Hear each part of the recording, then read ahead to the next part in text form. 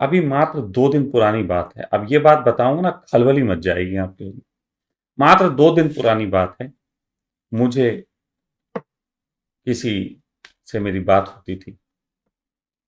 वो आजकल के एक बड़े गुरु हैं, आचार्य परेशान। तो नाम नहीं लेता सीधा सीधा ना, सीधा नाम का दिक्कत होती, कॉपीराइट वाला आ जाता। तो आचार्य परेशान का वो 3 साल से सुनने वाला है, बहुत सुनता है। अब सुनता कह रहा हूं तो आप लोगों को लगा लड़का है, नहीं, सुनती है, लड़की। 3 साल से सुनती है। अब गजब की बात यह है, आचार्य परेशान बोलते वक्त ये सोचते ही नहीं है कि स्त्रियों के लिए बोल रहे हैं तो मेंशन कर दें, पुरुषों के लिए बोल रहे हैं तो मेंशन कर दें। एक बहुत गहरी उन्होंने कोई प्रवचन बोला होगा काम वासना के ऊपर, कि काम वासना व्यर्थ है और इसको खत्म कर देना चाहिए, ब्रह्मचर्य के उपलब्ध होना चाहिए। अब ब्रह्मचर्य उस लड़की को भी चढ़ा हुआ था कि उस लड़की को भी ब्रह्मचारी हो जाना है। सेक्स उसको बहुत मस्तिष्क में परेशान करता है। वो उसने मुझसे कहा बहुत परेशान करता है, इसलिए मुझे सेक्स से मुक्त होना है। मैंने पूछा परेशान क्यों करता है? बोले परेशान इसलिए करता है क्योंकि मुझे मुक्त होना है सेक्स से। एक छोटा सा प्रश्न आचार परेशान से कोई कर लेना, छोटा सा प्रश्न। वो प्रश्न है कि यदि किसी पुरुष को ब्रह्मचर्य घटे तो उसका लक्षण क्या होता है?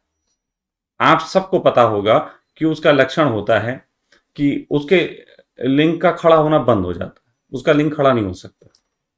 ये एक पुरुष का लक्षण है। तो आचार्य परेशान से पूछना, अगर स्त्री जो है वो ब्रह्मचर्य को उपलब्ध हो जाएगी तो उसके लक्षण में क्या होगा, वो जरा उसको बयान कर दें, उस पर एक्सप्लेनेशन दें। बकवास बात है, आपको हैरानी होगी। मैंने 2 घंटे की बातचीत में उस लड़की को मास्टरबेशन सिखाया और कल उसकी पोस्ट डाली थी मैंने इसीलिए। हाँ, ये उसकी निजता है कि वो नाम नहीं देना चाहेगी तो मैं नहीं दूंगा, लेकिन मैं बता रहा हूं कि मैं ऐसा हूं,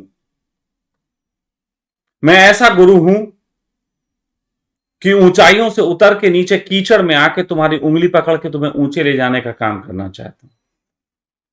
मैं नीचे उतरा हूं इसलिए नहीं कि मुझे कीचड़ में आना है, मैं इसलिए उतरा हूं कि तुम कीचड़ में हो। और 2 घंटे बाद उस लड़की ने एक चीज कही कि ऐसा लग रहा है मैं मुक्त हो गई।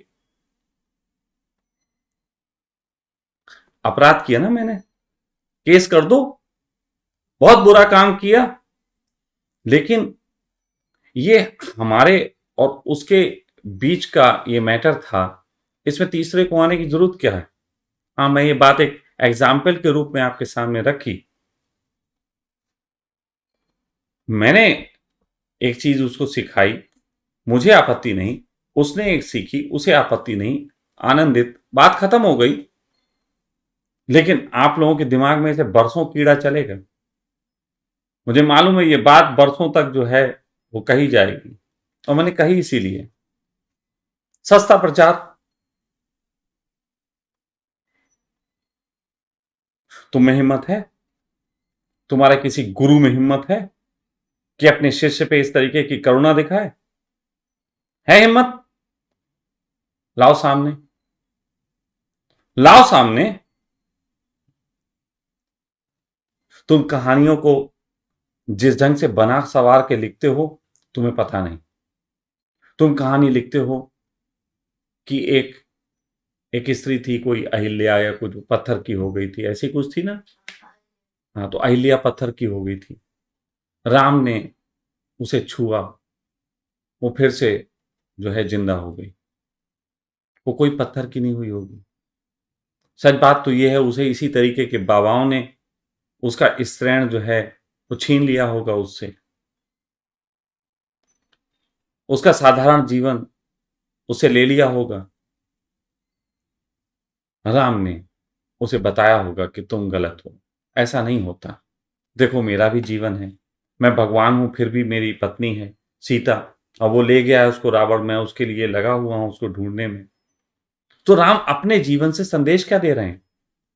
राम अपने जीवन से संदेश ये दे रहे हैं कि राम ने सेक्स किया। राम अपने जीवन से संदेश ये दे रहे हैं कि वो हिरण मारते हैं। राम अपने जीवन से यह संदेश दे रहे हैं कि बाली की हत्या के लिए उन्होंने जो है वो किसी का सहारा लिया। क्या संदेश दे रहे हैं राम? कृष्ण जो हैं, कृष्ण के बारे में उल्लेख है। ये कोई मैंने नहीं लिख दिया कि आ जाओ कि हमने कहानी लिख दी, ये तुम्हारी कहानियां लिखी हुई हैं कि कृष्ण जो थे वो महिलाओं के वस्त्र चुराते थे, और जब महिलाएं निकलती थी बाहर नग्न, तो उस कंडीशन में वो अपने अंगों को छुपाती थी अपने हाथों से। तो कृष्ण उनके अंगों को देखने के लिए उनको मिसगाइड करते थे, उनको कहते थे कि तुम लोग गलत काम कर रहे हो, तुम लोग स्नान करते हुए नग्न निकल आए, तुमने सूरज देवता का अपमान किया, सूरज देवता से माफी मांगो।